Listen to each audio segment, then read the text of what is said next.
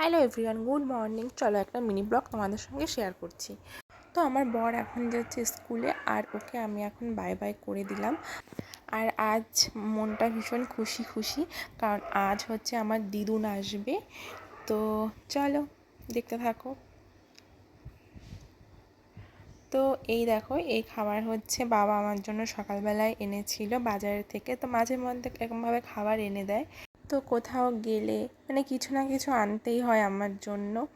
আর মানে মা বাবার কাছে ছেলেমেয়েরা কিন্তু সারা জীবন ছোটোই থাকে, তাই না? তো যাই হোক, আমার বাবা মার কাছে আমি এখন অনেকটাই ছোট, আর আমার বেশ ভালো লাগে এই ব্যাপারগুলো। তো তারপরে দেখো, আমি স্নান করে, আজ হচ্ছে রাধা অষ্টমী, তো তার জন্য আমি সকাল সকাল স্নান করে পুজো দিয়ে নিয়েছি। তো কী কী রান্না করেছি সেটাও তোমাদের সঙ্গে শেয়ার করব।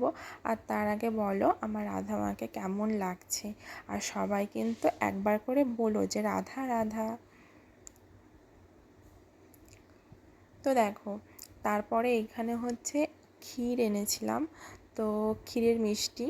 আর যেহেতু আমার মায়ের শরীরটা ভালো নেই, তো অনেকে জানো, মানে ভিডিও দেখে অনেকে বুঝতে পেরেছো যে আমার মায়ের কিন্তু পায়ে ফ্র্যাকচার হয়েছে। তো যার জন্য মা এখন পুরো রেস্টে রয়েছে। তো আমি সেরকমটা কিছু করতে পারিনি, যেটুকুনো পেরেছি সেইটুকুনি করলাম আর কি। তো এখানে ঠাকুরকে আজকে ভোগ দিয়েছি, গোবিন্দভোগ চালের খিচুড়ি ঘি দিয়ে রান্না করে। আর তার সঙ্গে হচ্ছে 5 রকমের ভাজা, এখানে কাঁকরোল ভাজা, আলু ভাজা, বেগুন ভাজা, কুমড়ো ভাজা, কলা ভাজা। তো তারপর দেখো, বলতে বলতে চলে এসছে সেই আমার প্রিয় মানুষটা, মানে আমার দিদুন। তো আমার দিদুন কিন্তু আমার কাছে অনেক কিছু, তো আমি এটা ভাষায় বলতে পারবো না, মানে বোঝাতেও পারবো না। তো মাকে দেখতেই এসেছে। আর দিদুন কিন্তু এসছে একদিনের জন্য। আর আমার দাদুর শরীরটা খুবই খারাপ, মানে একদমই খারাপ বলতে পারো। তো তা সত্ত্বেও সব বাধা মানে পেরিয়ে তাও মাকে একদিনের জন্য দেখতে এসছে। তো এসে দেখো কত গল্প করছে, মানে মায়ের সঙ্গে কথা বলছে।